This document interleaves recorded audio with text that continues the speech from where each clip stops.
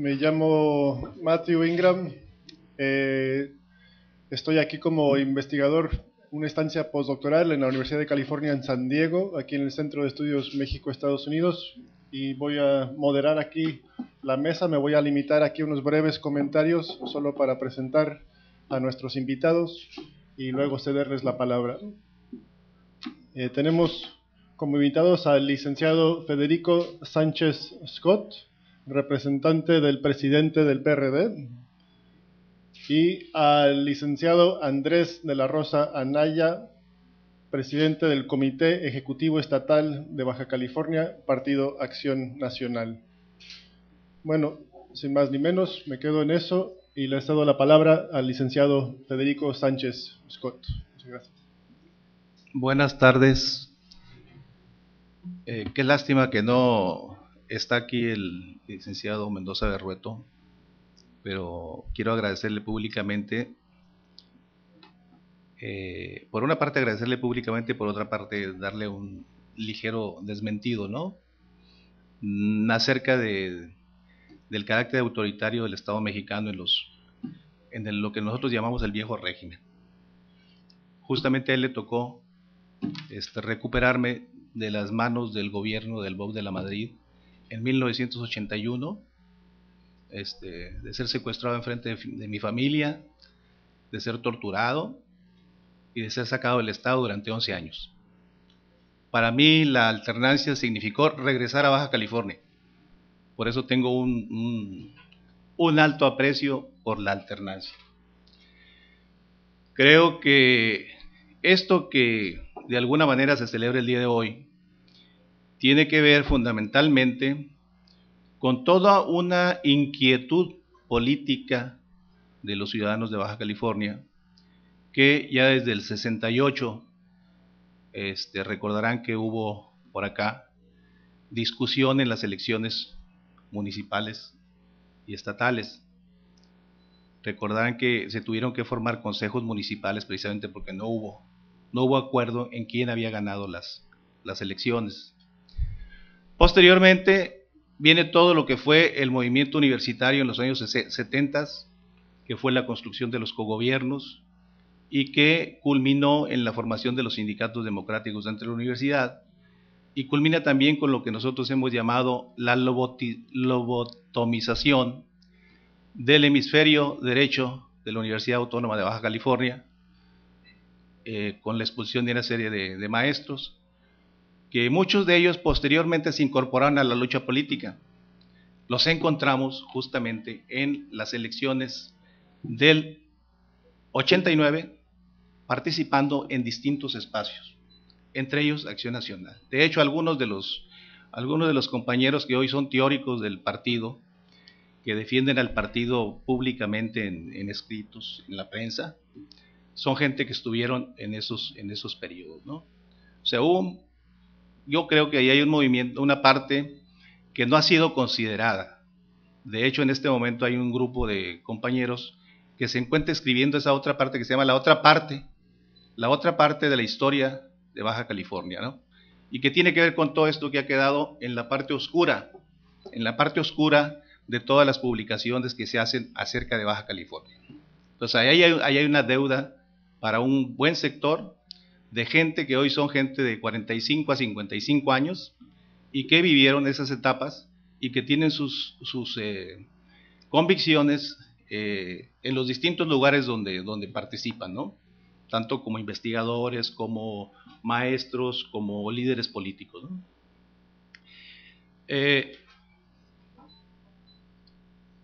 En el Partido de la Revolución Democrática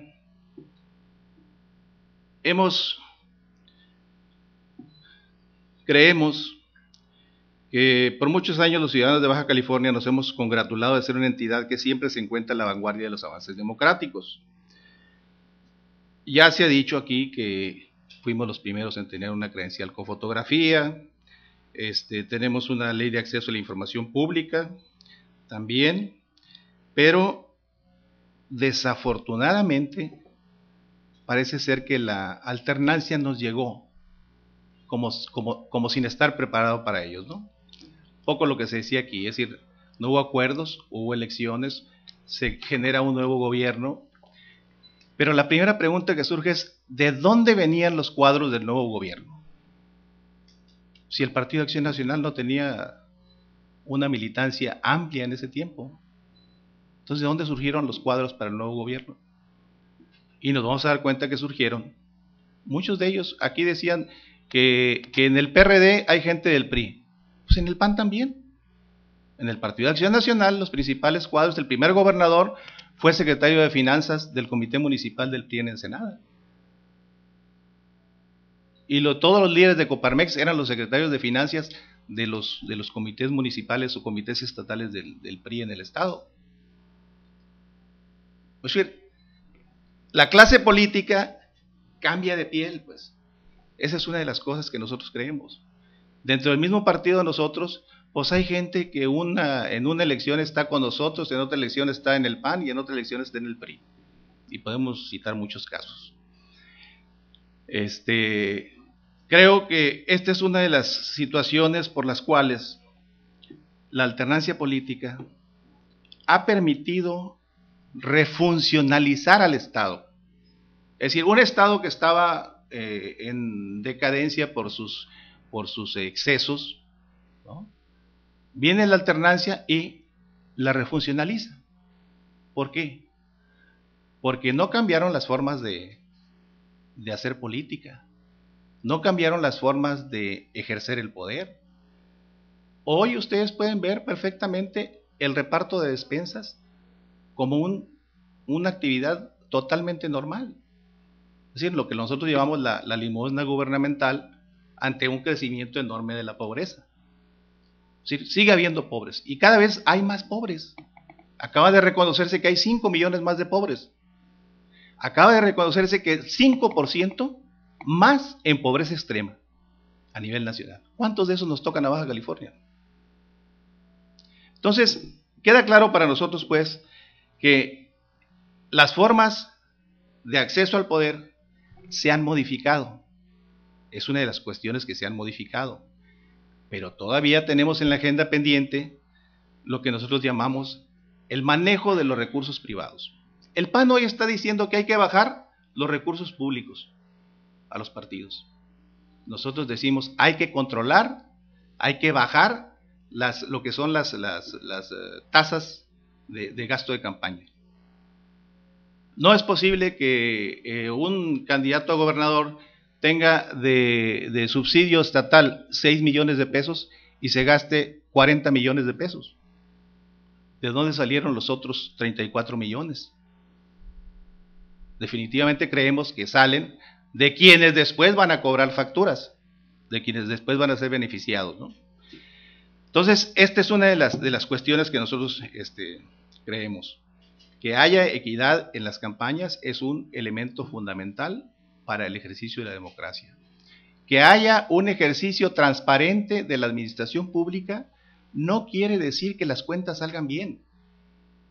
Es decir, no quiere decir que salieron números negros. Es decir, lo que quiere decir es si el ejercicio de esas partidas fueron hechas para la finalidad que se había planteado. ¿Saben cuántos dinero de combate a la pobreza se ha traducido en estadios, se ha traducido en otro tipo de obras que no son para lo que estaban planeados? Y nadie dice nada. En ese sentido, nuestro partido está planteando un organismo para la transparencia en Baja California. Es decir, hay una ley de transparencia, hay un planteamiento de ley de transparencia, pero se requiere que haya un organismo garante de eso. Un Instituto Estatal para la Transparencia y el Acceso a la Administración Pública. Nosotros creemos que el asunto de la seguridad pública es un asunto que está asociado a dos fenómenos. Uno, en nuestro estado solamente 10 de cada 100 jóvenes entre 18 y 24 años pueden asistir a una institución superior de educación. ¿Qué pasa con los otros 90? ¿Hay empleo suficiente para esos 90? ¿Dónde andan? Bueno, ese es el ejército de reserva para el crimen organizado. Ese es el ejército de reserva para el acceso a las drogas. Ese es el acceso, esa es la reserva de acceso a otro tipo de delitos. ¿Por qué? Porque no hay tampoco programas para el ocio. Entonces, por un lado tenemos el problema de la educación y por otro lado tenemos el problema del desempleo. Esos dos elementos están asociados a la seguridad pública. Es decir, no va a ser con mejores policías. Podemos tener todos los policías mejor preparados, que por cierto no lo están. O sea, quienes venimos de Mexicali para acá y en La Rumorosa, vemos nosotros los métodos artesanales de revisión que hacen tremendas colas en la carretera. Así, ¿qué quiere decir? Que no hay elementos de inteligencia precisamente para combatir ese tipo de crímenes. El otro asunto para nosotros importante es el asunto de los derechos humanos. Nosotros decimos que un gobierno que se autoproclame democrático debe promover, respetar y proteger los derechos humanos de las personas sin ningún tipo de discriminación. Por tanto, los derechos humanos no pueden ser entendidos como obstáculo a la acción gubernamental, sino por el contrario como coadyuvantes en la orientación de la acción de las autoridades y como indicadores de su buen desempeño. En este caso nosotros creemos, por ejemplo, que los procuradores de derechos humanos no deben ser procuradores a modo de los gobiernos. Deben ser la parte crítica de los gobiernos. Y los gobiernos deben de aceptar esas críticas, esas recomendaciones que hacen los procuradores de derechos humanos. Sin embargo, bueno, parece que en nuestro estado esto es una de las cuestiones en los que hay asignatura pendiente. Habrá que ver pues de qué manera se trabaja para que haya alguna manera de ver que los procuradores de los derechos humanos y además se desarrolle los procuradores de los derechos humanos sean independientes y lo demuestren, y que además haya toda una cultura de defensa de los derechos humanos. Y en esto mismo vemos nosotros el asunto de lo que hemos llamado la contrarreforma en contra del Estado laico. A nivel nacional hay toda una contrarreforma. Hay 9 estados gobernados por el PRI donde se ha aprobado leyes en contra del aborto. Es decir, leyes que le dan desde el momento de la concepción al embrión el carácter jurídico al embrión. Esto obviamente nos remite, algún comentarista decía, bueno, en Veracruz aprobaron esta ley justamente cuando se cumplían 150 años de las leyes de reforma. Sí, desde que Benito Juárez en Veracruz estaba proponiendo las leyes de reforma. Esto es algo que también nosotros creemos que los derechos reproductivos de las mujeres es algo que las Naciones Unidas acaban de declarar, que eso es algo que es violencia de género. Sí, lo catalogan como violencia de género. Entonces, tanto el PRI como el PAN están en esta cruzada de hacerse de las simpatías de la jerarquía eclesiástica en contra de lo que es un Estado laico.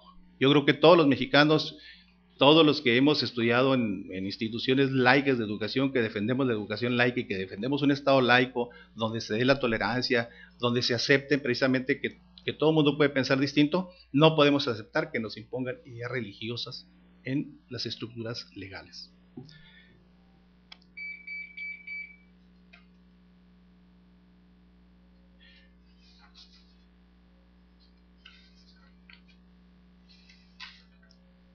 ¿Qué tiempo tenemos?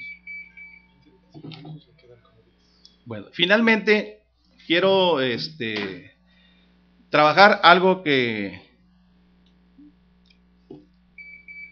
en todos los 20 años que tenemos de alternancia, y que incluso me ha tocado colaborar en esta alternancia, es decir, me ha tocado colaborar en algunos programas, está el asunto de la educación. En 20 años hemos tenido 9 secretarios de educación. Secretarios de educación que ocupan el puesto como trampolín para irse a otro lugar. Ningún proyecto educativo se sustenta teniendo en promedio 2 años, ¿no?, cada secretario de educación. Insisto, no existe un proyecto educativo. Existen discursos educativos cada sexenio. ¿Qué es lo que ha sucedido? Pues que meten allá gente, primero, que no sabe educación. Segundo, que no le interesa, más que como un espacio donde aparecen medios para inmediatamente proponerse como candidatos a la presidencia municipal fundamentalmente de Mexicali. Yo digo, ningún educador pensará que es más importante ser presidente municipal de Mexicali que ser secretario de Educación. O sea, cualquiera que realmente entienda el valor que tiene la educación, porque lo importante aquí no es hacer el discurso, decir las cosas, hablar de valores, hablar de derechos humanos, hablar de un montón de cosas. Sí, en la práctica se está haciendo lo contrario. Yo no sé cuánto tiempo tarde en aprender un secretario de Educación. Hemos tenido gente que hemos preparado aquí en Baja California para irse de secretario de Educación a otro estado, o para irse de subsecretario de Educación a nivel nacional, y después de ahí trabajar con Televisa, en los programas educativos de Televisa, pero que no se quedan como parte de la gente que se forma en Baja California y trabaja para los baja californianos, perdón. En este sentido, hay en la agenda del Congreso, y aquí sí en eso coincidimos con los otros partidos, en adecuar por otra parte, este mismo problema de que no haya quien esté ahí pensando la educación, hace que a 20 años, a 18 años de creación del ICEP, todavía existan 2 estructuras legales: el Instituto de Servicios Educativos y Pedagógicos de Baja California y la Secretaría de Educación y Bienestar Social. El titular es el mismo. No sabemos legalmente qué figura sea esa, pero el asunto aquí es que eso hay que arreglarlo. Es decir, como parte de lo que hay que elaborar conjuntamente los partidos en este periodo, es actualizar el marco jurídico del funcionamiento del sistema educativo estatal para mejorar la eficiencia y eficacia de los programas de equidad y calidad educativa. Otro de los problemas fuertes que están allí, y derivados de esto también, es que en este momento no existe programas derivados de la propia Secretaría de Formación y Actualización de Docentes. Todo esto lo están dando como un subsidio le decimos disfrazado a las instituciones privadas. Todos sabemos que las instituciones privadas no tienen centros de investigación, no tienen centros de investigación educativa, no tienen centros de investigación que estén promoviendo la investigación para la formación de los docentes. ¿Qué es lo que hacen? Contratan profesores, les pagan, cobran altos costos y esto va al presupuesto estatal. Yo creo que hay muchas cosas que están integradas en la agenda común del Congreso, que yo la conozco porque trabajo en el Congreso del Estado, que pudieran hacerse avanzar. El problema es que a la hora en que se presentan las propuestas, aquí depende de quién los proponga. Y aquí es el asunto de que hablaba el licenciado Aranda, ¿no? ¿Quién la propone? Dependiendo de quién lo propone, se aprueba. Dependiendo de quién lo propone, ahí se queda en la congeladora. Ni siquiera se dictaminan. Yo digo que, bueno, aquí hay una coalición gobernante. Es la primera vez que hay una coalición así que tiene mayoría en el Congreso. Siempre ha habido equilibrios, ¿no? En esta ocasión no. O sea, la coalición dominante tiene la mayoría. Y fácilmente puede obtener, con quien sabe negociar, ¿no?, que en este caso es el PRI, obtiene pues los equilibrios para poder hacer avanzar sus propuestas, ¿no? Esto le llaman gobernabilidad democrática. Yo creo que hay muchas cosas que podemos hacer.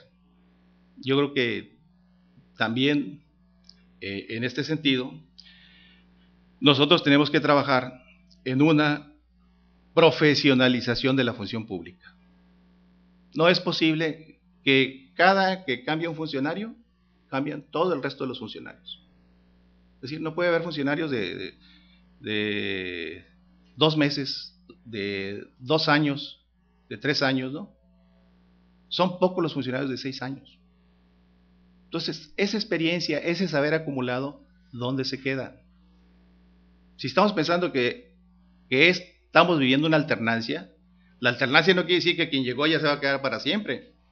No, que si va a haber alternancia, entonces debe de haber cuerpos profesionales que hagan funcionar el gobierno. Y que quienes lleguen, bueno, den las orientaciones que sean, pero que haya un cuerpo profesional para eso. Por eso creemos que debe establecerse la carrera profesional. Nosotros lo propusimos en el caso de educación, que es lo más escandaloso y que es lo que se gasta el mayor presupuesto del Estado. En el caso de educación, podría haber funcionarios de carrera en el sector educación, ¿no?, que entren por concurso de méritos, que entren por concurso de oposición y se mantengan por su saber y no por lealtades políticas en esos lugares. Pues yo, para empezar, lo dejaría allí. Les agradezco mucho.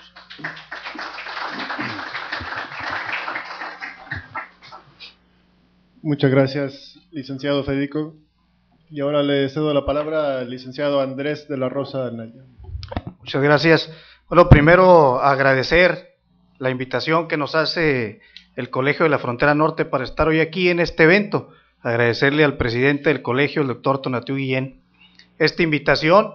Y segundo, reconocer el que se haga un evento de esta naturaleza para de alguna manera reflexionar sobre los 20 años que hemos transitado aquí en Baja California en términos de la alternancia. Me parece que es un espacio importante que debemos de tener permanentemente para poder hacer la reflexión acerca sobre los aciertos y también de los desaciertos, y sobre todo también de las perspectivas hacia el futuro, ¿no?, que queremos seguir construyendo en Baja California. Yo quiero dividir mi participación en 3 momentos. Uno que tiene que ver con el 1989, en donde se da la alternancia. Otro que tiene que ver con ese desarrollo de la alternancia a partir del 89 y en función de estos 20 años en los que hemos transitado en Baja California. Y finalmente una tercera parte que tiene que ver con lo que vemos en términos de los retos del presente y lo que tenemos que ir haciendo para ir preparando el futuro. Así pretendo yo dividir mi exposición. Y antes de ubicar y desarrollar la primera, me parece de lo que acabo de escuchar, una visión sumamente catastrofista de Baja California. Y bueno, me parece que pues pareciera, por lo que se escucha, que en Baja California no se ha hecho nada a lo largo de 20 años. Y digo, para ser objetivos y poder hacer una reflexión seria, me parece también que es importante que veamos cuáles son los logros a lo largo de estos 20 años de gobiernos y de gobiernos panistas. Yo quiero decirles que en 1989, cuando finalmente se da la alternancia en Baja California, se da esa alternancia en función también de todo ese escenario complicado y difícil que venimos arrastrando y que aquí los anteriores participantes lo comentaban mucho, de cuál era el régimen que teníamos, de cuál era el sistema político que teníamos, y que era un sistema político totalitario, absoluto, casi dictatorial, con una hegemonía sumamente fuerte que no permitía la expresión de las demás fuerzas políticas, y si no permitía la expresión de las demás fuerzas políticas, pues mucho menos permitía la expresión de los ciudadanos. Entonces la participación ciudadana era nula. Y teníamos entonces, si queremos ejemplificar, teníamos en ese momento, y si hablamos de los 3 poderes, teníamos un Congreso, un poder legislativo totalmente débil, totalmente sumiso al poder ejecutivo, al gobernador, un poder legislativo en donde ni siquiera físicamente tenía condiciones de funcionalidad. Es decir, yo recuerdo haber hablado con diputados de la 13 legislatura, que fueron los que entraron precisamente en el 89, y decían ellos que no había esas condiciones del espacio físico siquiera para poder hacer un mínimo de trabajo legislativo.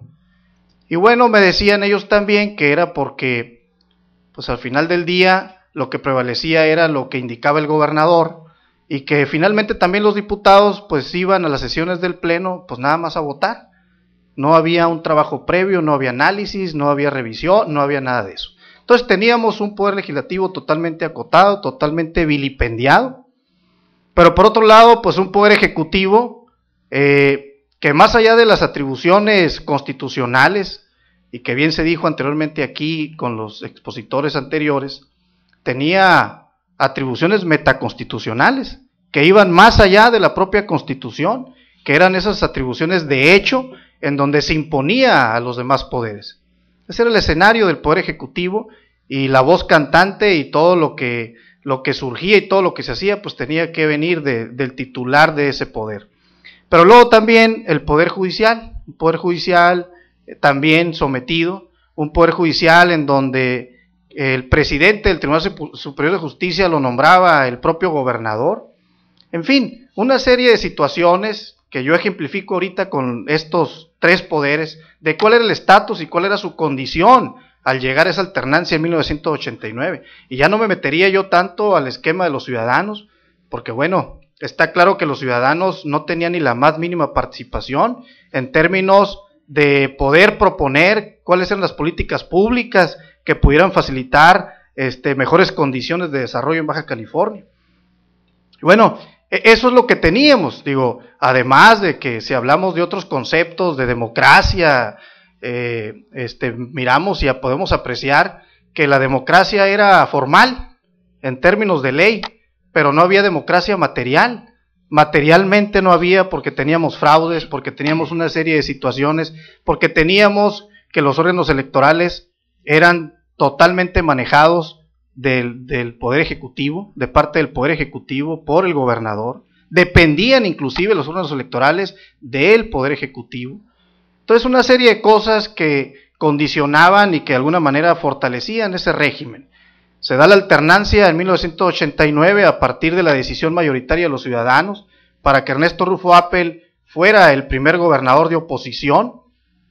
Y bueno, a partir de ahí se suscita pues esta travesía de los 20 años, que yo quiero decirles y quiero destacar aquí algunas cosas que me parecen importantes en esa travesía de 20 años. Por ejemplo, precisamente la democracia electoral, un fortalecimiento del ámbito electoral en términos, pues no solamente de tener órganos electorales ciudadanos, que ya no dependieran del gobierno, sino que fueran estructuras electorales en donde los ciudadanos pudieran organizar y vigilar los procesos electorales, donde pudiéramos tener también contiendas electorales más justas y equitativas en términos de leyes y normas electorales que permitieran precisamente estas condiciones. Y eso fue lo que se hizo a partir del 89, precisamente el PAN, al ver todo ese escenario hegemónico y totalitario, el PAN con su vocación democrática llega al poder y plantea todas estas reformas en términos de la democracia electoral. Y ahí tenemos que a partir del 92, más o menos, tenemos órganos electorales ciudadanos, tenemos instrumentos electorales que fortalecen el que podamos generar procesos electorales que se inscriban dentro de los principios rectores de un proceso, como es la objetividad, la imparcialidad, la legalidad, la independencia, que ciertamente, digo aquí entre paréntesis, luego de repente llegan gente a los organismos electorales que en lugar de cuidar esos principios, pues pareciera que cuidan otra serie de intereses o intereses de partidos políticos, y a eso no le apuesta el PAN, a eso le ha apostado otro partido político.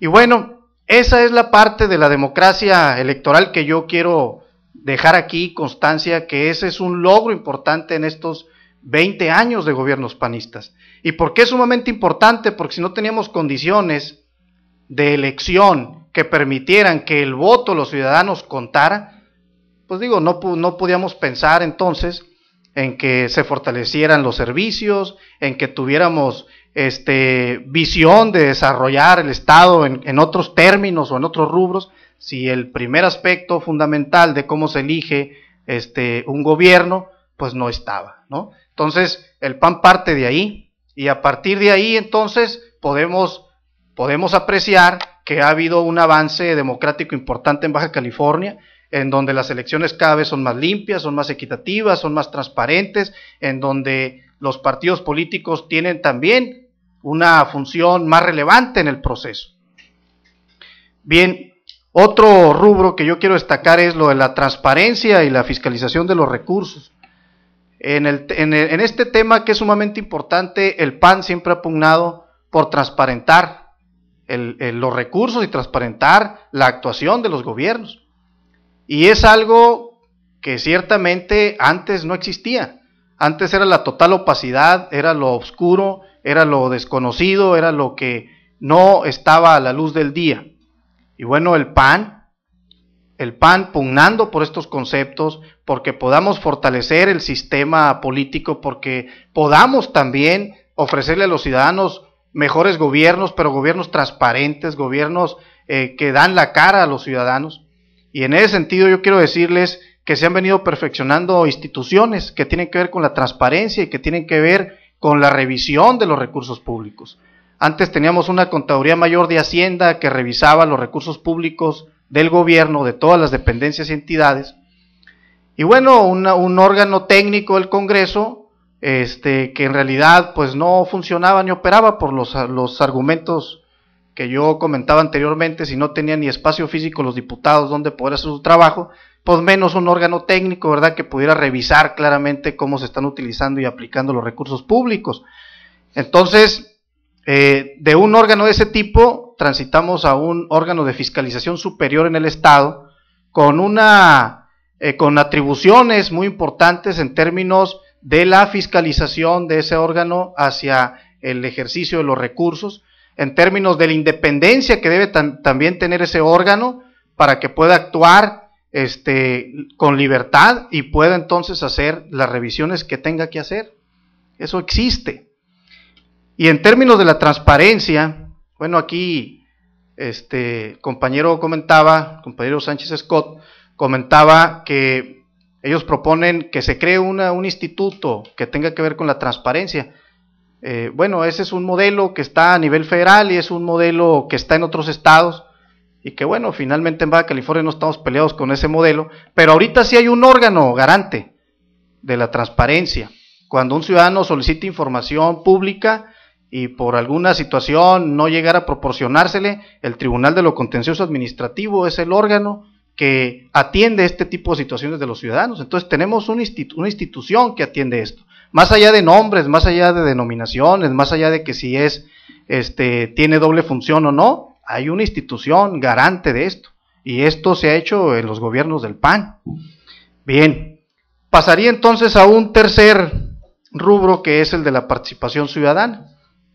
En términos de la participación ciudadana, antes del 89, y aquí lo comentaba yo anteriormente, pues no existía la participación ciudadana, era nula completamente, porque al gobierno priista no le convenía que los ciudadanos participaran, que los ciudadanos se expresaran, que pudieran coadyuvar y que pudieran colaborar para que el gobierno haga mejor su tarea y para que entre el binomio gobierno y sociedad pues podamos tener pues una mejor comunidad, un mejor estado.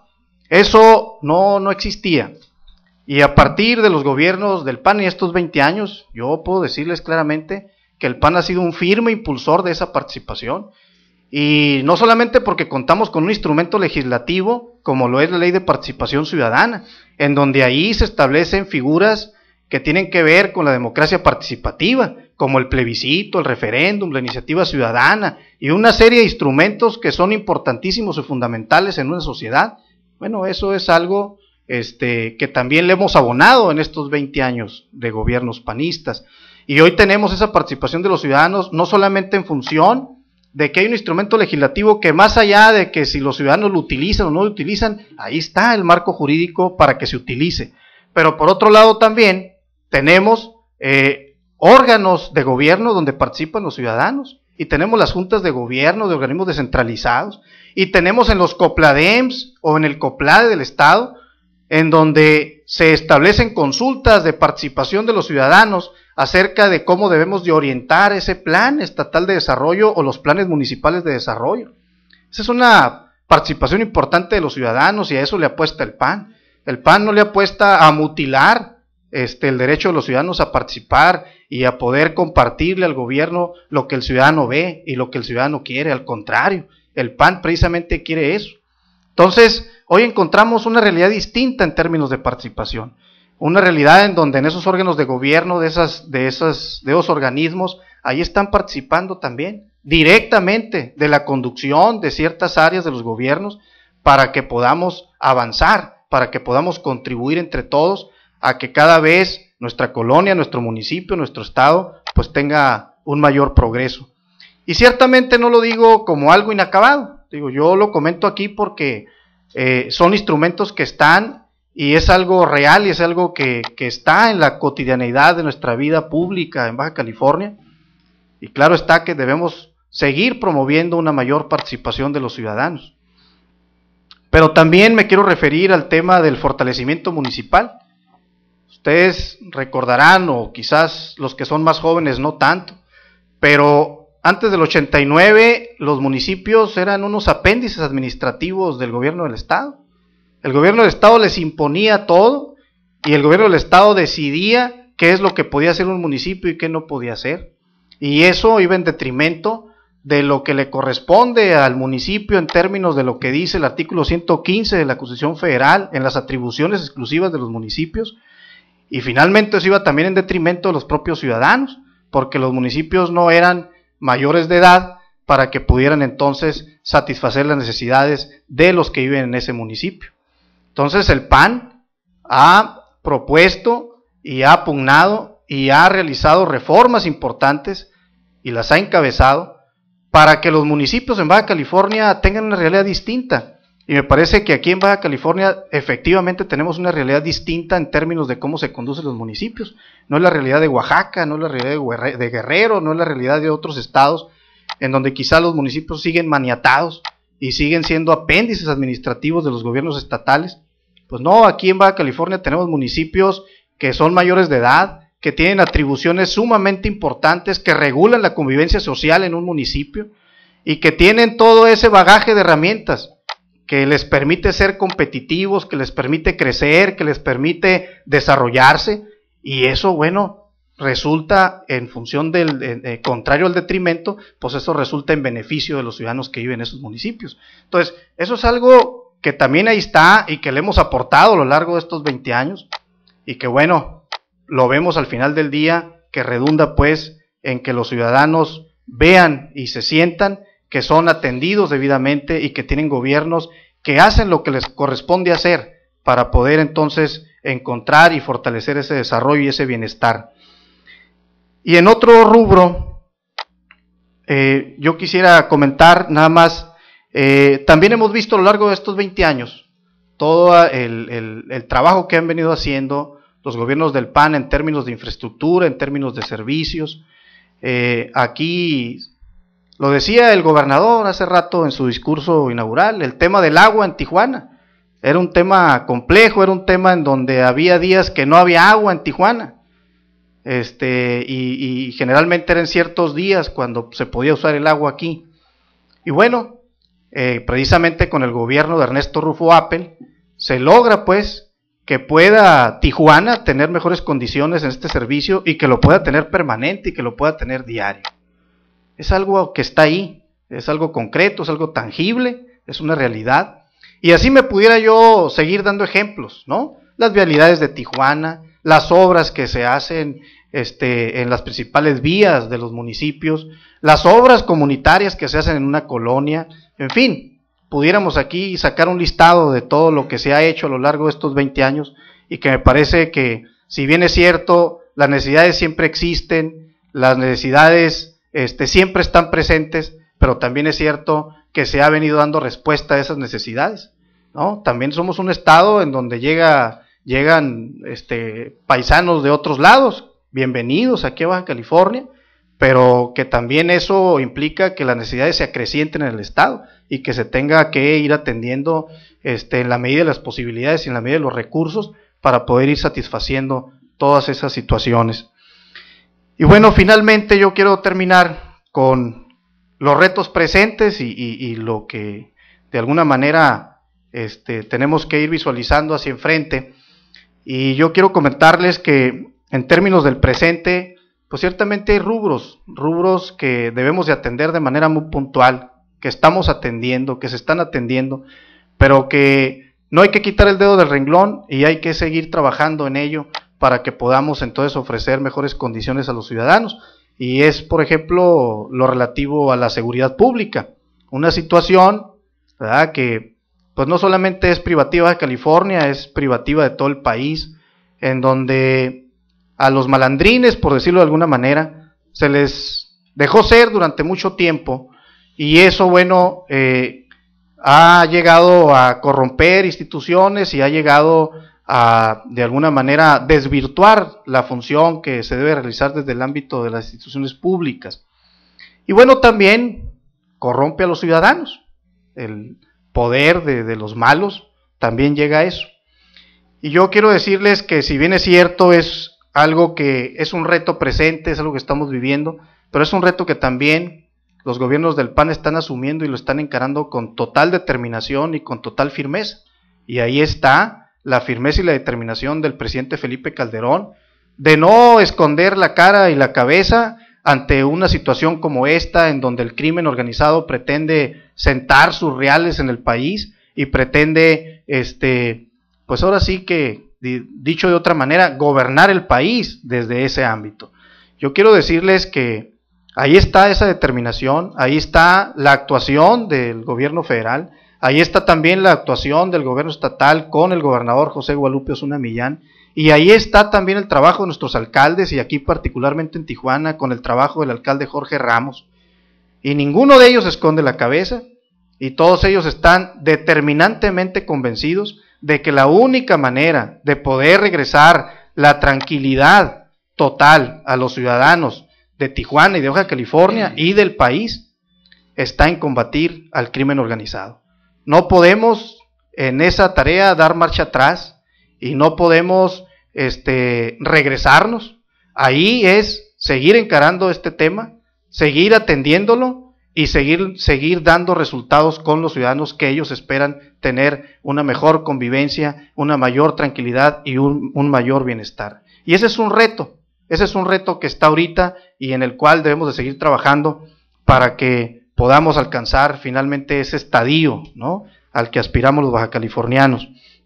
El tema de la economía, ante una situación de crisis mundial que se origina en los Estados Unidos de Norteamérica, que nos impacta de manera muy importante a nosotros como mexicanos, porque somos el principal socio de los americanos, y en donde el 80% de las exportaciones que hacemos, pues las exportamos hacia los vecinos del norte.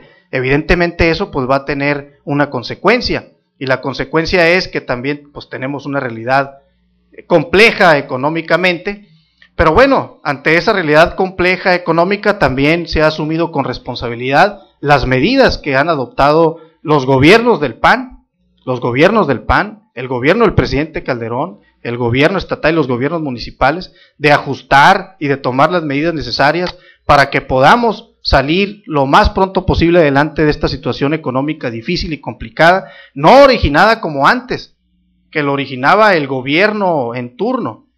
En los gobiernos priistas, en esos 70 años de gobierno priista presidencial, las devaluaciones y todas las crisis económicas se originaban del gobierno, no se originaban fuera de México. Y cuando se originaban fuera de México, pues aquí no estábamos listos ni preparados para atender una contingencia de ese tipo, entonces pues nos iba peor. Entonces yo creo que ahí este es un rubro muy importante presente, que me parece que en lo inmediato, no me voy ni al mediano plazo ni al largo plazo, me parece que en el corto plazo se van a ir dando esas muestras de ir paliando y de ir atendiendo con solvencia el poder salir adelante de una situación tan compleja y tan difícil como la que estamos viviendo. En términos de educación, también es un reto importante, porque la educación es sumamente importante para las nuevas generaciones.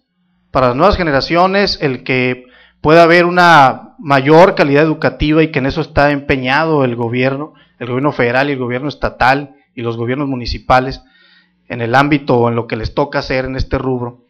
Pero está la firme determinación también y la convicción de que la educación es fundamental atenderla, de tal suerte que por un lado es mejorar y fortalecer la calidad educativa, y por otro lado facilitar también el acceso de los jóvenes a que puedan cursar una educación media superior, y que eventualmente también tengamos profesionistas que puedan incorporarse al mercado laboral, que puedan trabajar y que puedan contribuir con su comunidad y que puedan desarrollarse también. Y eso es algo importante para el PAN y que debemos de seguir atendiendo para que busquemos pues mejores condiciones educativas en Baja California. Y yo cerraría ahí, nada más comentaría que por lo que dijo Federico Sánchez Scott, algunos aspectos que me parece que es importante generar la opinión del PAN hacia esos temas. Hablaba de la cuestión del derecho a la vida, de esa gran cruzada que bueno, pues yo desconozco si hay una cruzada. Yo lo que sé es que el PAN pugna por el derecho a la vida. El PAN, por encima de cualquier otra cosa, antepone el derecho a la vida como un derecho fundamental, que no está peleado con ninguna otra situación, pero que sí creo que es importante que ese derecho, que es el primer derecho humano que tenemos, pues sea algo que se respete y algo que esté debidamente consagrado en disposiciones. Y bueno, también comentaba Federico de que no ha cambiado, por eso yo hablaba de la visión catastrofista, de que no han cambiado las formas de hacer política. Y bueno, me parece que han cambiado enormemente del 89 para acá. Por eso yo aquí hacía mi exposición en tres rubros, ¿no? O en tres ejes, porque antes del 89 pues realmente las formas de hacer política pues eran totalmente distintas, y aquí lo decía, una situación hegemónica, una situación totalitaria, una situación donde no había esos espacios para la expresión. Y bueno, a partir del 89 tenemos espacios de expresión en todos lados, está abierto totalmente el micrófono, por decirlo de alguna manera, para quien quiera expresarse, para quien quiera hacerse escuchar, y no hay cortapisas y a nadie se le coarta su derecho a que exprese lo que considera que debe de expresar, atendiendo a ese derecho de la libertad de expresión. Entonces me parece que las formas de hacer política han cambiado, porque en el seno del poder legislativo las fuerzas políticas conviven de manera más democrática y de manera más plural, por citar un ejemplo, cosa que no existía en el pasado. Las maneras de hacer política también han cambiado, porque antes el titular del Poder Ejecutivo estaba en todos los demás poderes, en los otros dos, y hoy el titular del Poder Ejecutivo pues hace su trabajo en función de las atribuciones que le corresponden, y los otros dos poderes en función de las atribuciones constitucionales también ejercen y realizan su función. El Congreso haciendo leyes y atendiendo lo que le toca atender, y el Poder Judicial nombrando a sus presidentes como solo ellos lo deben de nombrar en términos de los magistrados, y funcionando en términos de lo que la propia Constitución establece. Los partidos políticos tienen una mayor libertad de poder expresarnos y de poder convivir y de poder atender una contienda electoral, cosa que antes pues no existía. Entonces me parece que han cambiado mucho las formas de hacer política en Baja California a lo largo de estos 20 años. Y yo dejaría hasta aquí mi intervención, y agradeciéndoles como siempre su atención.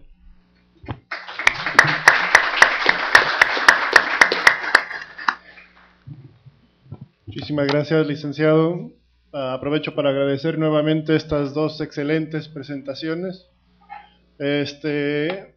Y aparte el hecho de que se hayan apegado a los 25 minutos, porque vamos muy bien en términos de tiempo. Desafortunadamente no teníamos la participación de nuestro primer invitado, pero aquí tuvimos estas dos excelentes presentaciones.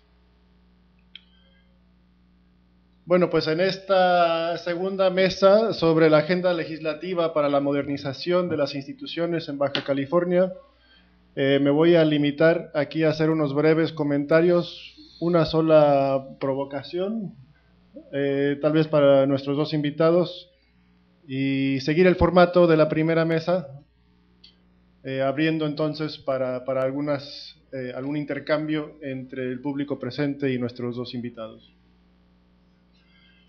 Pues como decía, en esta segunda mesa hemos recurrido, gracias al licenciado Federico Sánchez y al licenciado Andrés de la Rosa, hemos recorrido un paisaje o terreno de trabajo legislativo, por decirlo así, o de políticas públicas aquí en el Estado,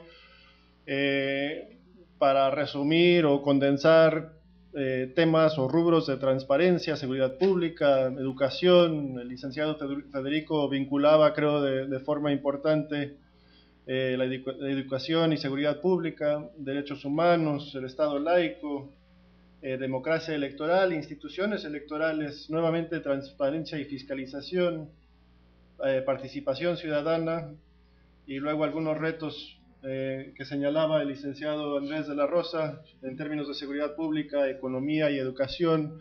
En cada uno de estos rubros, lo que quisiera yo subrayar es que podríamos hablar de mejores prácticas, ¿no? Podríamos identificar la reforma o alguna propuesta o algún proyecto de legislación que pudiéramos decir sí o no se apega a lo que conocemos o lo que sabemos de mejores prácticas, sea aquí en el Estado, en la Federación, o tal vez en perspectiva comparada, ¿no? Sí o no se apega a lo que conocemos o lo que sabemos de mejores prácticas. Pero mi provocación es esa parte, ¿no? O sea, sabiendo qué son esas mejores prácticas y que estamos dentro de un proceso inacabado, como mencionaban en una mesa anterior y mencionaban ustedes también, si estamos dentro de ese proceso inacabado de reformas, de proceso de reforma, más que una reforma completa o acabada, un proceso de reforma, entonces la provocación va en este sentido. ¿Cuáles son los factores que impulsarán, ¿no?, en el futuro, que impulsan ese proceso de reforma? Si en un momento pasado fue la alternancia, ¿no?, si estamos conmemorando hoy que la alternancia impulsó mejores prácticas, ¿qué impulsará mejores prácticas en el futuro? Entonces la alternancia la podríamos pensar de una forma más abstracta, ¿no?, de competencia o competitividad electoral. Entonces, en cuanto mantengamos en el Estado un nivel de competencia o competitividad electoral entre los partidos, tal vez eso impulsará o generará los incentivos necesarios para impulsar un proceso de reforma. Pero si no es eso, entonces ¿qué? ¿Otra alternancia? ¿Cómo la veríamos a esa alternancia, ¿no? Al gobierno dividido, o sea, mantener un cierto nivel de gobierno dividido. ¿Cuán dividido, ¿no?, o qué tan dividido? Entonces mi provocación va en ese sentido. ¿Serán esos incentivos electorales que impulsarán este proceso de reforma, o serán otros factores, tal vez ideas o compromisos de partidos? Y seguimos. Así me da chance de que yo te conteste. Bueno, sí, yo creo que cómo podemos de alguna manera relanzar o reimpulsar el que podamos seguir avanzando aquí en Baja California. Me parece que yo aquí señalaría tres factores que son sumamente importantes para relanzar y para reimpulsar, y si es necesario reencauzar.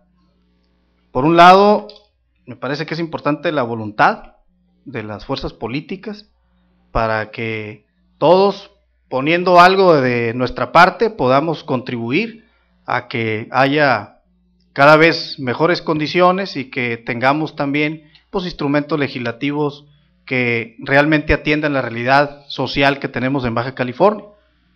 Otro es la pluralidad que se ha generado en Baja California. Digo, y lo repito, pues antes de 1989 no había esa pluralidad. Hoy la tenemos. Hoy los partidos participan en un congreso, participan en los cabildos, participan en las propias campañas, en foros y demás. Y me parece que es sumamente importante esa participación y esa pluralidad para que podamos entonces poder ir atendiendo e ir reencauzando o ir encauzando los rubros y los temas que son importantes para Baja California. Me parece que eso es importantísimo, porque si no existe y si no tuviéramos esa pluralidad, pues entonces yo puedo decirles que continuaríamos en un esquema inercial, en un esquema en donde el estatus es el mismo, en donde no varía y en donde no planteamos nuevas alternativas para atender las necesidades en el Estado. Entonces, creo que ese es un aspecto importantísimo, la pluralidad. Y finalmente, bueno, los esquemas de participación, ¿no? Los esquemas de participación de todos, evidentemente también de los ciudadanos. Los ciudadanos deben de participar más. Debemos de promover una mayor participación de los ciudadanos para que ellos en ese conjunto entre gobierno y sociedad, pues podamos ir atendiendo con mayor puntualidad lo que los ciudadanos quieren, lo que los ciudadanos ocupan, lo que los ciudadanos necesitan. Y me parece que en la medida en que haya esos espacios, en la medida en que podamos fortalecer los espacios que tenemos y ampliar otros, en esa medida me parece que podemos estar dando los pasos correctos para atender lo que viene en el futuro, para atender y que Baja California siga siendo punta de lanza, que Baja California siga siendo ese estado vanguardista, como lo ha venido siendo a lo largo de estos 20 años. Y creo que eso es algo importante. Yo subrayaría aquí estos tres aspectos, porque más allá de alguna propuesta concreta, me parece que primero tiene que darse el marco, y el marco es esto, el marco es la voluntad, es la pluralidad, es la participación, es lo que condiciona qué es lo que podemos hacer y hacia dónde podemos orientarnos. Muchísimas gracias, licenciado. Licenciado Sánchez, ¿alguna reacción? Sí, yo quiero insistir en lo siguiente. O sea, uno discursivamente puede plantear una serie de cosas sobre realidades que uno quisiera transformar, pero cada vez los sistemas de gobierno y los sistemas sociales son más complejos. O sea, la complejidad de los sistemas no permite abordarlo solamente con una buena voluntad. Estamos hablando, por ejemplo, yo decía, si solamente 10 de cada 100 jóvenes tienen una ocupación y el resto no la tiene, pues por más que queramos, ¿no? Ahí tenemos un ejército de reserva. Un ejército de reserva para el crimen, para el ocio, para muchas cosas. Entonces, se requiere entonces que, sin invertir más recursos, es decir, ahí no es necesidad de invertir más dinero, hay que invertir talento. El recurso humano es el recurso más importante y en eso no se está invirtiendo. Se pagan cursos de chile, de dulce y de manteca, pero no son cursos pertinentes para hacer mejores funcionarios. Funcionarios que sepan qué es un programa estratégico y qué no es un programa estratégico. Yo les he dicho, miren, ha proliferado lo que yo llamo en el campo de la educación los tartufos pedagógicos. El tartufo pedagógico se aprende el discurso en boga y va con un funcionario ignorante y le vende el discurso y además le vende proyectos y programas intrascendentes. O sea, cosas que no tienen ningún impacto en la calidad del servicio. Y ahí están pagando dinero de oquis. ¿Por qué? Porque no saben, porque no conocen el campo y no saben tampoco quién sí conoce el campo. Un buen funcionario no es el que sabe todo. Un buen funcionario es el que sabe quién sabe y forma equipos con los que saben. Yo creo que este es un elemento que le ha fallado al PAN. ¿Por qué? Porque yo desde 1968 aprendí que el principal empleador que hay es el gobierno. El gobierno es el principal empleador. No hay ninguna empresa que emplee más personal que el gobierno. Y entonces, ¿por qué los gobiernos tienen más éxito en reclutar gente? Pues porque tienen espacios en donde ocupar a la gente. Muy bien, pero hay que prepararla. O sea, no es un problema de dar el espacio y de darles sino que hay que preparar esos cuadros para que se profesionalicen y mantengan la eficiencia de un gobierno independientemente de quién sea el que esté en la cabeza. Ese es un punto fundamental para mí en términos de hacer un proyecto de futuro, es decir, hacer un proyecto de largo plazo, no un proyecto cortoplacista, un proyecto decíamos de darles empleo a los que participan en las campañas, ¿no? O darles empleo a los que recomiendan, los que financian las campañas. Yo creo que eso nos pasa a todos los partidos, ¿eh? Yo les digo, es decir, esto le pasa al PAN, le pasa al PRI y también nos pasa al PRD en los lugares donde gobernamos. ¿Por qué? Porque aparecemos de repente como partido gobernante sin haber preparado antes a la gente. Y entonces, ¿qué hay que hacer? Preparar a la gente para que haga esas buenas prácticas que dice el doctor. Sin preparación no se pueden hacer buenas prácticas. Con pura voluntad, yo tengo un amigo que decía que había que hacer el bien, porque si no, se hacía el mal. Y no puede ser alguien que yo coincida con él ideológicamente, alguien de provida, pero eso que él dice, ese era cierto, ¿sí? Entonces, yo creo que ahí está el punto. Esto nos lleva a un cambio cultural, es decir, tenemos una cultura distinta de la administración. ¿Por qué? Porque en este momento hay administradores que no saben el campo que están trabajando, ¿sí? En cualquier empresa le dicen, a ver, vamos a trabajar sobre producción de un determinado producto, cuando menos deben saber cómo se produce ese producto. Sin embargo, en nuestro sistema no. Hay una plaza ahí, así, ahí va. A los 2 años se le ocurrió al que dirige ahí renunciar porque se va a otro lado, ahí va todo el mundo. Y todo el aprendizaje que se tuvo durante los 2 años se perdió. Es decir, no hay una acumulación de saber, de experiencia en ese campo. Por eso nosotros insistimos, y está en la agenda del Congreso, parece que ya hay coincidencia. Es cosa de hacerlo avanzar, es decir, como partido, hacer avanzar eso. Porque eso a todo el mundo nos va a beneficiar. Buenas prácticas en el gobierno, a todo el mundo nos beneficia. O sea, eso no es... Y lo otro es, bueno, son visiones que tenemos del mundo, ¿no? O sea, alguien puede ver el mundo muy bien, algunos de nosotros tenemos otra estructura mental, otro marco de referencia, y vemos cosas que los otros no ven. Y eso es válido, es parte de la tolerancia, ¿no?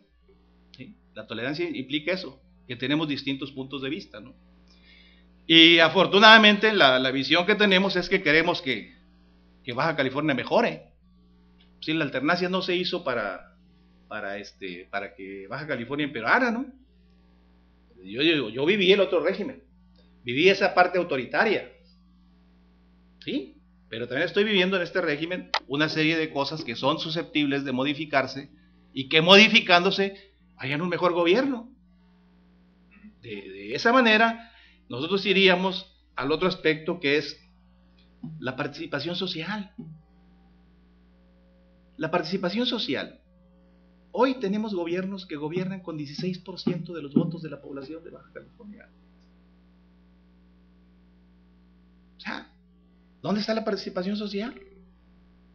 ¿Sí? Ha habido un desencanto, tenemos que reconocer que ha habido ese desencanto, ¿no? A lo mejor en este momento sería importante plantearnos como agenda la segunda vuelta, ¿no? Pero ahorita Eliseo estaba planteando la segunda vuelta, pero Beltrones no quiere. ¿Por qué no quiere Beltrones?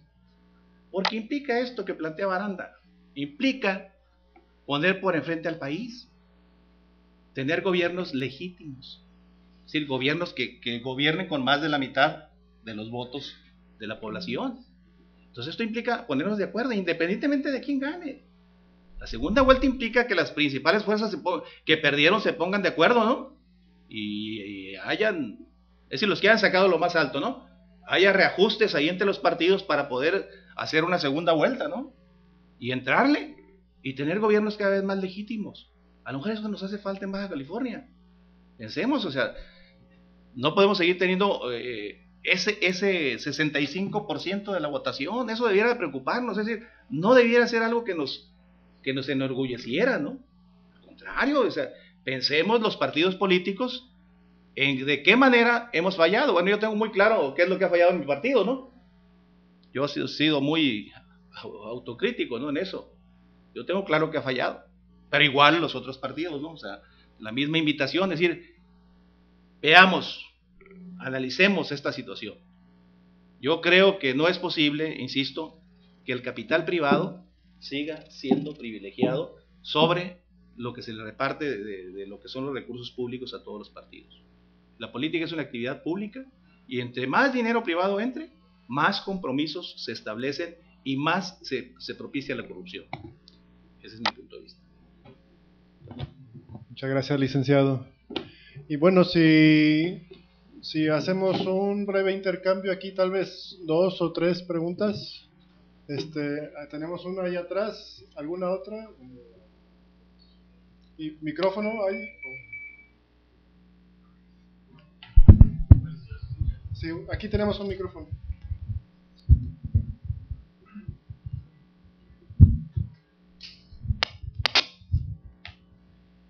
Me llama la atención que de los 6 o 7 expositores y que han hablado varias veces sobre la reforma del Estado y los avances, muchos o pocos, tanto en el Estado como en el país, solamente una vez se ha mencionado al Poder Judicial y hablamos del Estado, y a mí me parece que en el Poder Ejecutivo y en el Poder Legislativo, tanto federales como en el Estado, cuando menos hay cierta transparencia, vemos los ciudadanos qué es lo que está pasando allí.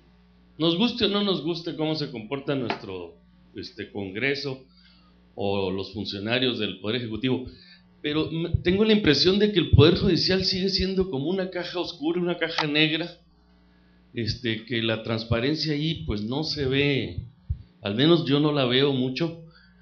Y en el caso del Estado, sé que se está trabajando con ahora la modalidad de los juicios orales y eso, pero si bien la democracia a lo mejor hemos avanzado, creo que en el caso del Poder Judicial y la forma como se eligen a los jueces, magistrados y eso, queda como muy oscura para la ciudadanía. Yo quisiera saber cuál es la opinión de ustedes y si creen que sí hemos tenido avances en esto, en la impartición de justicia y en particular en el Poder Judicial.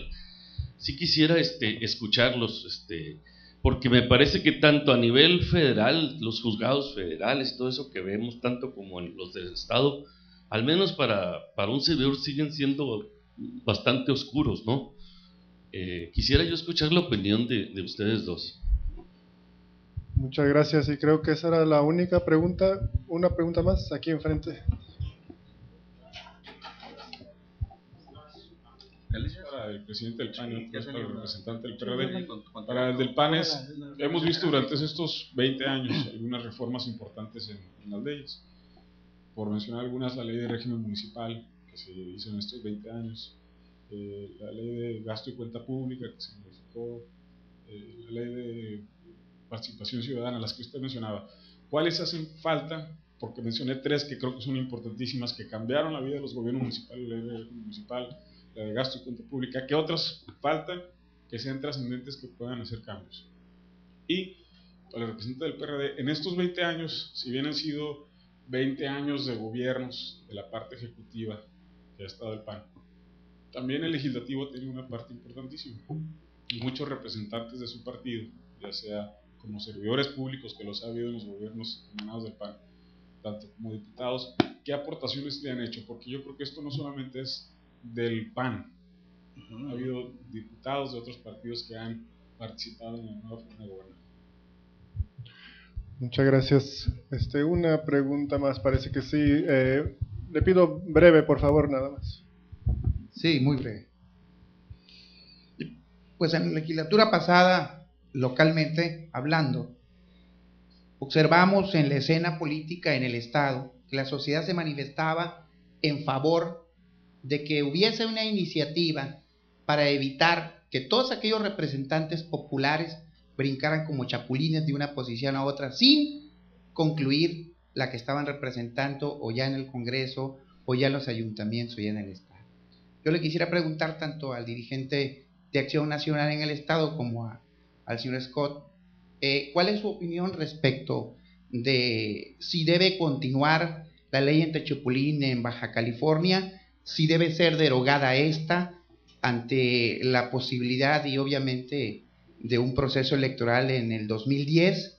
Ya hay algunos que se están manifestando en favor sus aspiraciones y algunos de ellos son representantes populares, porque al parecer ya hay una iniciativa por derogarla. Yo quisiera conocer la opinión de ambos dirigentes, sobre todo el dirigente de Acción Nacional, si esta ley, esta reforma constitucional en el Estado debe continuar firme, porque jurídicamente ya nos demostró que ante la magistratura y ante el Tribunal Federal Electoral esto no operó. Si bien es cierto, los criterios pueden cambiar, el derecho no es estático, la jurisprudencia también puede cambiar, pero sí me gustaría, ¿verdad?, para la opinión, recoger el comentario de ambos dirigentes partidistas. Muchas gracias. Si les parece, ¿invertimos el orden nuevamente o cómo lo quieren hacer ustedes? No, sí, díchate lo de Poder Judicial, lo del Poder Judicial. Vale, pues. Bien, en relación a la pregunta que hacía Jorge con el tema del Poder Judicial, me parece que en el Poder Judicial, aquí en Baja California hemos transitado ciertamente con algunas situaciones que pues, no le han permitido a ese poder en otros momentos hacer, ahora sí que realidad ese principio que está en la Constitución de una impartición de justicia pronta y expedita.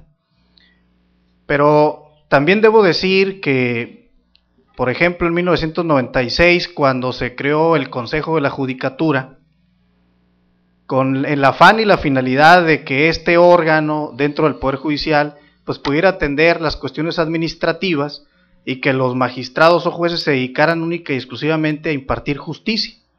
Creo que ahí ha habido avances, logros. Digo, aquí también se dijo, alguien dijo ahorita, Rubén decía, las leyes y las normas son perfectibles, ¿verdad? Quién sabe si después el Consejo sea el mejor instrumento o no, el Consejo de la Judicatura para ello, pero por lo pronto ahorita es un órgano que está ahí, que atiende una responsabilidad y que me parece que eso también ha venido a ayudarle al Poder Judicial, pues a que los magistrados realmente se dediquen a esa parte. Sin embargo, también por otro lado encontramos que ya en términos de la praxis jurídica o judicial, como le queramos llamar, pues también encontramos que no necesariamente en todos los momentos pues se concretiza fielmente el principio de una impartición de justicia pronta y expedita. Me parece que algo que va a venir a fortalecer y a concretizar y a aterrizar en mayor medida este principio constitucional es lo que ya se generó en todo el país a partir del nuevo proceso penal. Este proceso penal en donde la oralidad va a ser la característica importante para que podamos entonces agilizar la impartición de justicia, que el Poder Judicial cuente con mayores y mejores herramientas que le permitan ofrecerle a los ciudadanos ese tipo de justicia, ¿no? Más ágil, más pronta, más rápida. Y creo que eso fortalece al Poder Judicial.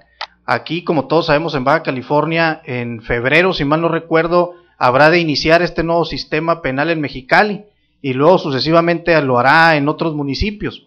Entonces, creo que esa es una parte importantísima para que el Poder Judicial, en términos de la impartición de justicia, pueda atender de mejor manera su función, pero en términos de su vida interior como Poder Judicial, sí me parece que el Poder Judicial está también dando pasos para lograr hacer más transparente su actuar.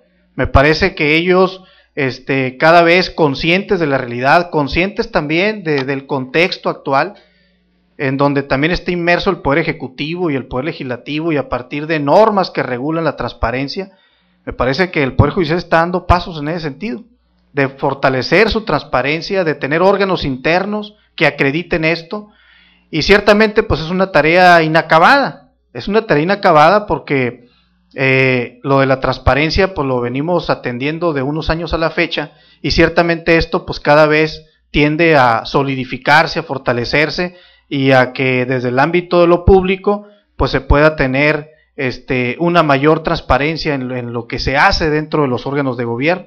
Entonces yo creo que el Poder Judicial en Baja California sí ha transitado pues de antes del 89 con esas dificultades, esas penurias y esa subordinación total al Poder Ejecutivo, a después del 89, en donde en principio empieza a rescatar su independencia como poder, e inicia también pues hacia el interior diversas reformas, diversas situaciones que devienen del orden federal, pero que tienen su impacto en el orden local, y que me parece que hay que seguir construyendo y que hay que seguir atendiendo el cómo se seleccionan los jueces, el cómo se seleccionan los magistrados, en fin, una serie de aspectos que son importantes también para fortalecer la vida interna del Poder Judicial, que inclusive también ya se han dado reformas.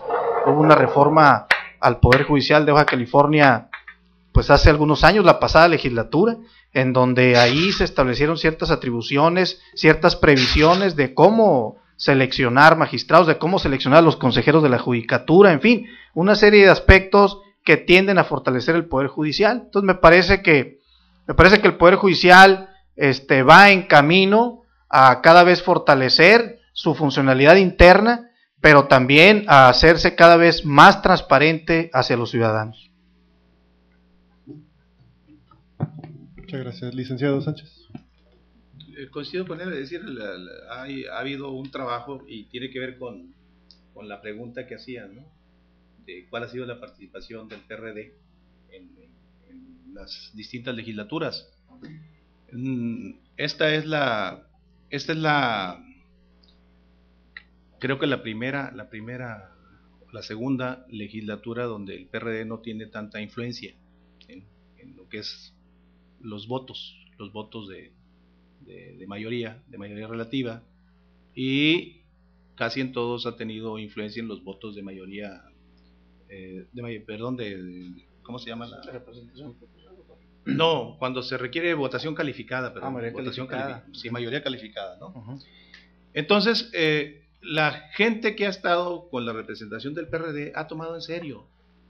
Hemos tenido por ahí 1 o 2 diputados así frívolos, ¿no? Pero en general en cada una de las legislaturas ha habido gente que toma en serio el rol que tiene como en la estructura del Congreso del Estado. Incluso en la legislatura anterior se trabajó sobre la reforma del Estado también, es decir, teníamos la parte de la reforma del Estado. En la anterior también, es decir, en 2 legislaturas previas teníamos esta parte donde se trabajaba precisamente en esto, es decir, en cómo mejorar la función pública, ¿no? ¿Sí? Por un lado. Por otro lado, también siempre preocupados por lo que es el acceso al poder, es decir, cómo se accede al poder y cómo funciona ya quien gobierna en el poder, porque esos son los 2 elementos fundamentales, ¿no? ¿Sí? Y ahí es donde nosotros insistimos en que existe una cultura que aunque esté por escrito las cosas, siempre hay ese tipo de jaloneos. Al interior del Congreso siempre están los acuerdos, es decir, siempre tienen que estar reuniéndose, ¿no? Afortunadamente en esta legislatura ha habido más o menos un consenso, ¿no? No ha habido consenso en puntos centrales que tienen que ver con aspectos de carácter ideológico. Yo creo que es correcta la apreciación de La Rosa cuando decía, nosotros en nuestra declaración de principio tenemos esto. Sí, pero el PRI no. Y sin embargo el PRI también está haciendo avanzar digo, desgraciadamente no está aquí, ¿verdad? Si nosotros respetamos lo que tú te planteas como partido, ¿no? Pero no que le digas una cosa a la ciudadanía y de repente le salgas con otra cosa, ¿no? ¿Ah? Como quienes dijeron que no iban a aumentar impuestos, ¿no? Y lo primero que hicieron fue aumentar impuestos, ¿no? A pesar de las recomendaciones de los premios Nobel, ¿no? De economía. Parece que ahora vamos a tener premios Nobel de economía nosotros también aquí en México, ¿no? Con la reforma fiscal o el paquete fiscal, ¿no? Yo no sé si respondí a tu pregunta. La otra es, en el plano municipal, nosotros sostenemos el asunto de la elección de los regidores no por planilla, sino que cada quien sea responsable de su... Pero sin embargo no lo pudimos meter en la última reforma, como no pudimos meter tampoco lo del control de las tasas de capital privado en las campañas, ¿sí? Entonces eso quedó igual. Para la campaña que viene sigue igual.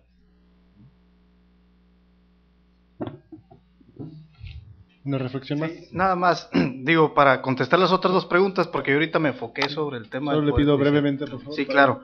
Sí, en relación a la pregunta de qué otras leyes faltan para fortalecer los municipios, me parece que los municipios en Baja California tienen ordenamientos legales que regulan de manera muy puntual y muy adecuada cómo debe ser el funcionamiento de un ayuntamiento, de un cabildo, las atribuciones.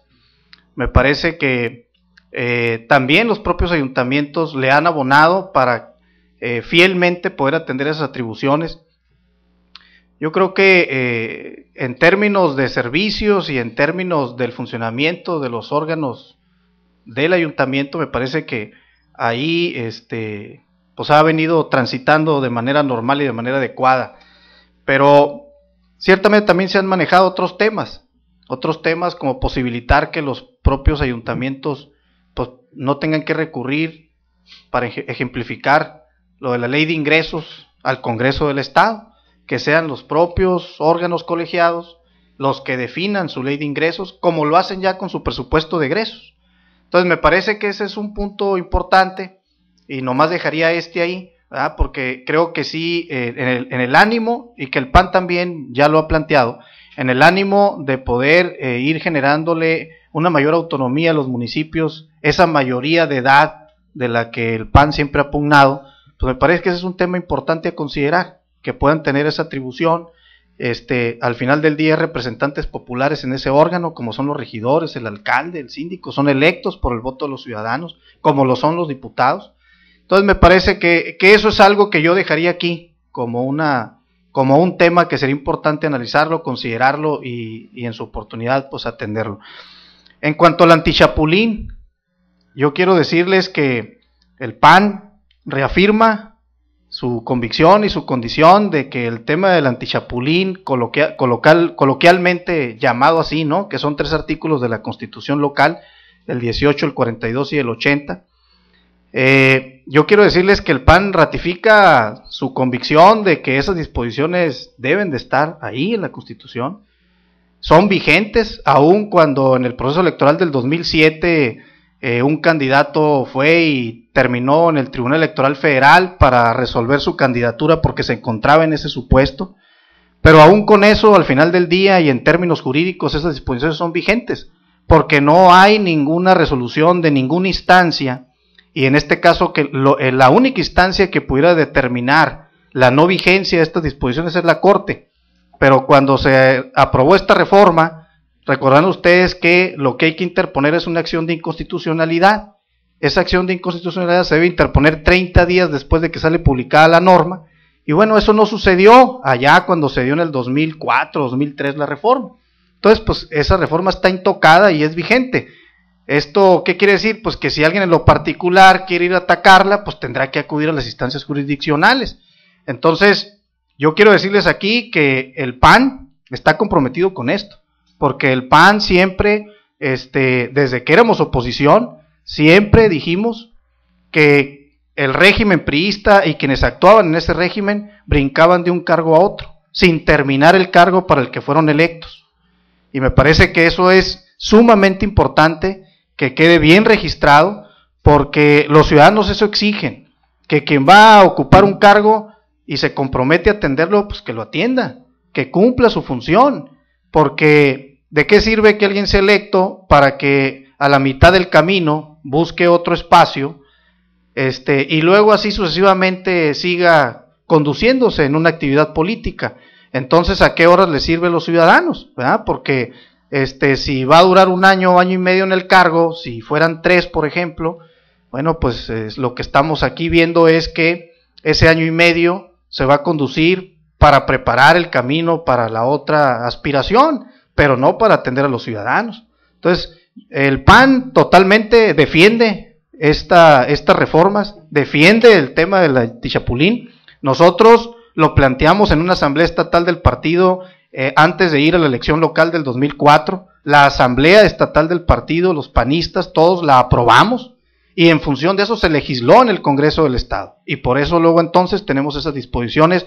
Claro, con el voto de las demás fuerzas políticas tenemos esas disposiciones en la Constitución local, Entonces, yo dejo claro que en esa parte nosotros seguimos fieles a eso porque estamos convencidos que esa es la mejor manera de responderle a los ciudadanos. Y finalmente, porque fue muy recurrente Federico, en torno, ya nada más así rapidito, en torno al financiamiento a los partidos políticos.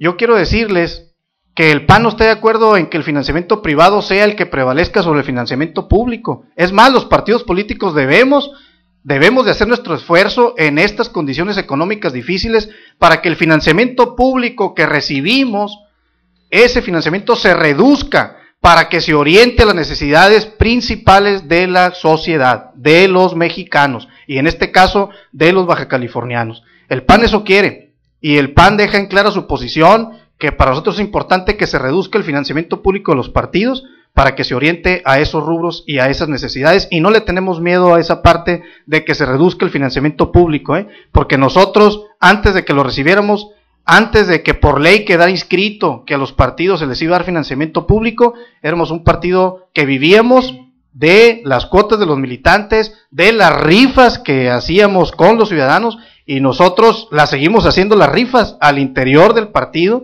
porque es una manera de poder atender lo que nosotros hemos dicho a lo largo de nuestra historia. Entonces, yo sí quiero dejar asentada esa posición porque me parece que es importante. Gracias. Gracias, licenciado. Muchas gracias, licenciado Federico Sánchez. Agradezco. Podemos continuar conversando en la hora de la comida.